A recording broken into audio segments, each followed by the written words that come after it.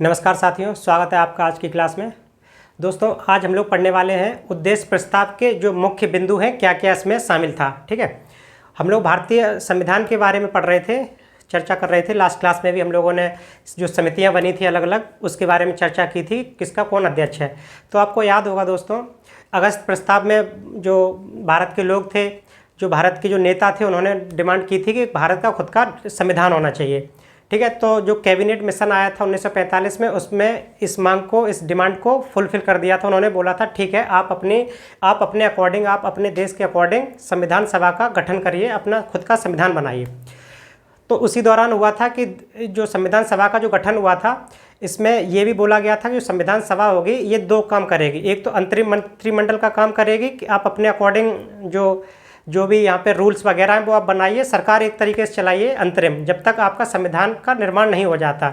और दूसरा है, आप संविधान सभा जो है वो विधायिका का भी काम करेगी और संविधान निर्माण का भी काम करेगी। ठीक है, तो अल्टरनेट दिन हुआ करता था, जैसे कि एक दिन संविधान सभा के रूप में जब काम करेगी तो डॉक्टर राजेंद्र प्रसाद उसकी अध्यक्षता करते थे। नेक्स्ट डे जब वो संविधान सभा विधायिका के रूप में काम करती थी, जीवी मावलंकर जी उसके अध्यक्ष हुआ करते थे। ठीक है, तो 9 दिसंबर 1946 को प्रथम बैठक हुई थी संविधान सभा की। इसमें जो अध्यक्ष थे, अस्थायी अध्यक्ष डॉक्टर सच्चिदानंद सिन्हा को बनाया गया था, जो कि सबसे वरिष्ठ थे। ठीक है, उसके 2 दिन बाद 11 दिसंबर 1946 को निर्वाचित होकर जो डॉक्टर राजेंद्र प्रसाद है उनको स्थायी सदस्य बना दिया गया था संविधान सभा का। ठीक है, तो 13 दिसंबर आती है। 13 दिसंबर 1946 को जब पहली बार हुआ था कि उद्देश्य प्रस्ताव, अब उद्देश्य प्रस्ताव की जरूरत पड़ी कि भाई हम संविधान तो बना रहे भारत के लिए, तो आखिर उसका उद्देश्य क्या होना चाहिए। तो उसको एक प्रस्ताव लेके आए थे कि हमारा उद्देश्य हम बताएं तो लोगों को, भारत की जनता को क्या पता चलेगा। पहली बार संविधान के बारे में किसी को इतनी जानकारी नहीं थी क्या होगा, तो उसी को बताने के लिए इसमें क्या क्या हम चीज़ें शामिल करेंगे, किस तरीके से बनेगा, तो उसको बनाने के लिए एक प्रस्ताव रखा गया। उसी को हमने बोला है उद्देश्य प्रस्ताव, कि हमारा उद्देश्य क्या है संविधान बनाने का, संविधान हम निर्माण कर रहे हैं तो उसका उद्देश्य क्या होगा। तो उसके कुछ महत्वपूर्ण पॉइंट्स हैं, उसको हम डिस्कस करेंगे आज की क्लास में। ठीक है, तो 13 दिसंबर को पहली बार डॉक्टर राजेंद्र प्रसाद ने उद्देश्य प्रस्ताव है उसको पेश किया और वहीं से स्टार्ट हुआ पहली संविधान सभा का प्रथम कार्य कह सकते हैं। पहला अगर कार्य की पूछा जाए, पहली तो बैठक हुई थी 9 दिसंबर को, और कार्य की बात करेंगे कब से कार्य प्रारंभ हुआ, तो 13 दिसंबर से स्टार्ट हुआ, 13 दिसंबर 1946 से। ठीक है, तो उद्देश्य प्रस्ताव में क्या क्या मुख्य बातें थीं, कुछ जो पॉइंट्स हैं महत्वपूर्ण, उसको हम लोग डिस्कस करते हैं। ठीक है, तो सबसे पहले उद्देश्य प्रस्ताव में बोला गया था कि जो संविधान हम बना रहे हैं, जो भारत के लिए जो संविधान बना रहे हैं, इसमें क्या होगा कि यह संविधान सभा भारत को एक स्वतंत्र, ठीक है, एकदम फ्रीडम रहेगी, स्वतंत्र संप्रभु गणराज्य घोषित करती है। ये जो संविधान बनके जो तैयार होगा, इसमें क्या होगा, ये संविधान सभा भारत को एक स्वतंत्र संप्रभु गणराज्य घोषित करती है तथा अपने भविष्य के प्रशासन को चलाने के लिए, अब आज़ाद होने के बाद हमारा खुद का प्रशासन होगा, है ना,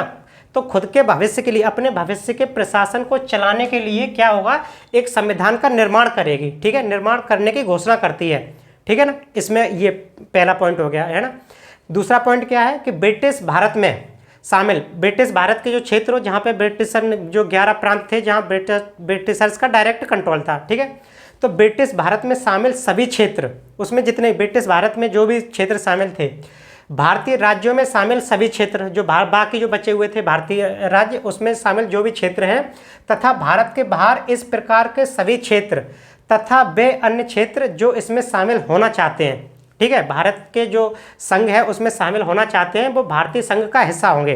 ठीक है ना, कौन कौन से, ब्रिटिश भारत में जो भी क्षेत्र रह गए हों या भारतीय राज्यों में जो भी क्षेत्र हों, और भारत के बाहर के भी कुछ ऐसे क्षेत्र जो भारत में सम्मिलित होना चाहते हों, तो वो क्या होंगे, वो भारतीय संघ का हिस्सा होंगे। ये इसमें बात बोली गई थी। नेक्स्ट पॉइंट है कि उक्त वर्णित सभी क्षेत्र, कौन कौन से, जो ये जो क्षेत्र है इसके बारे में जो चर्चा की है, तो उक्त वर्णित सभी क्षेत्र तथा उनकी सीमाओं का निर्धारण, उनकी जो सीमा का निर्धारण कैसे होगा, संविधान सभा द्वारा किया जाएगा। कहाँ तक किसकी सीमा रहेगी, तो उसका निर्धारण कौन करेगा, संविधान सभा के द्वारा किया जाएगा। तथा इसके लिए उपरांत के नियम के अनुसार, उपरांत के नियम जो पहले जो नियम चल रहे थे 1935 के अकॉर्डिंग ही चल रहा था पूरा भारत का शासन, जब तक खूब भारत आज़ाद नहीं हो गया और भारत का संविधान तैयार नहीं हो गया, लागू नहीं हो गया तब तक। ठीक है, तो उपरांत के नियमों के अनुसार यदि वे चाहेंगे तो उनकी अवशिष्ट शक्तियाँ मतलब ये केंद्र की बात कर, ये राज्य की बात कर रहा है, प्रांतों की, ठीक है।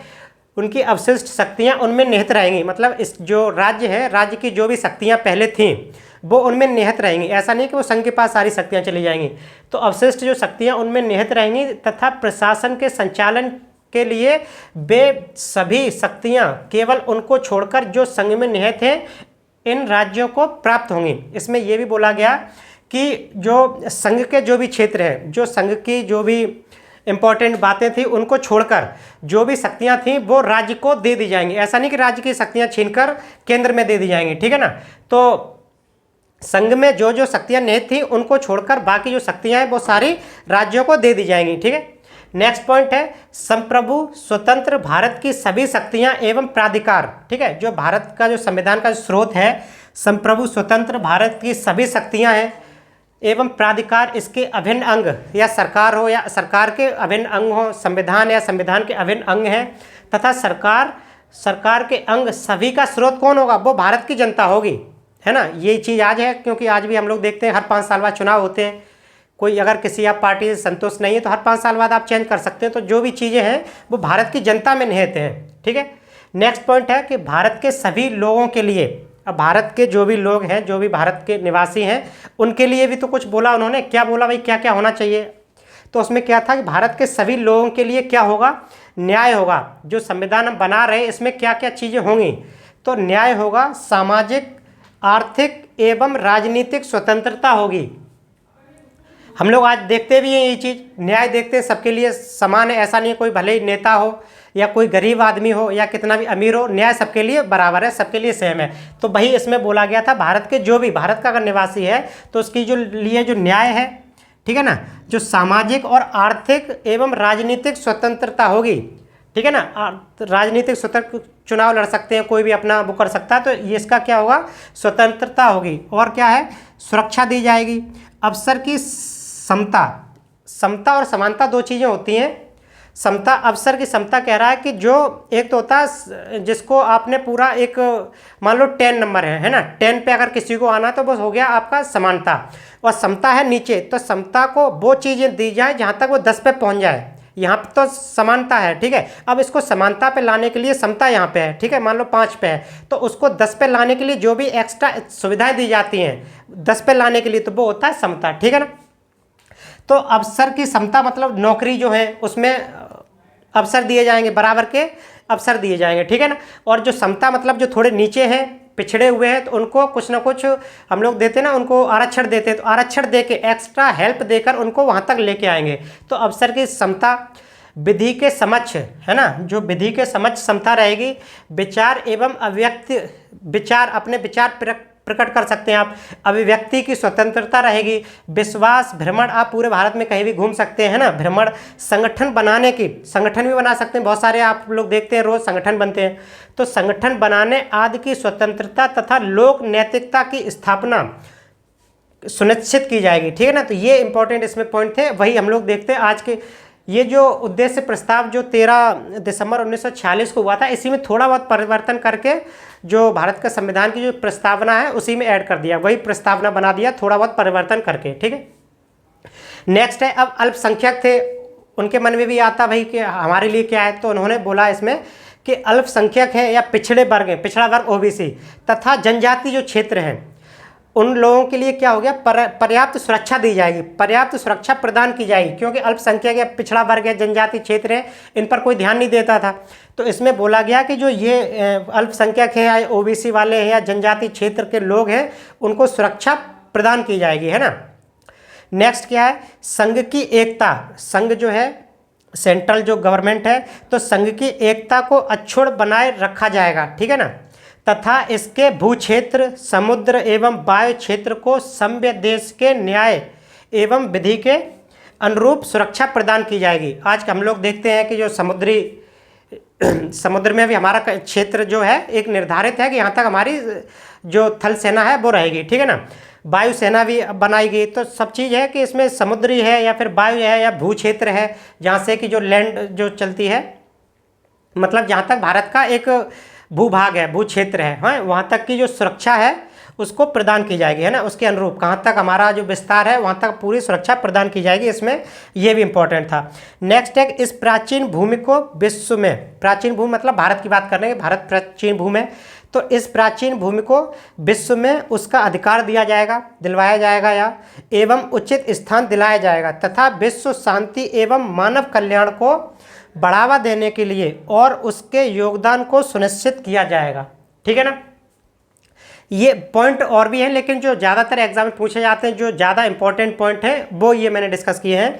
उसके बाद क्या है, इस प्रस्ताव को 13 दिसंबर 1946 को ये उन्होंने उद्देश्य प्रस्ताव पेश किया कि उन्होंने जवाहरलाल नेहरू ने। ठीक है।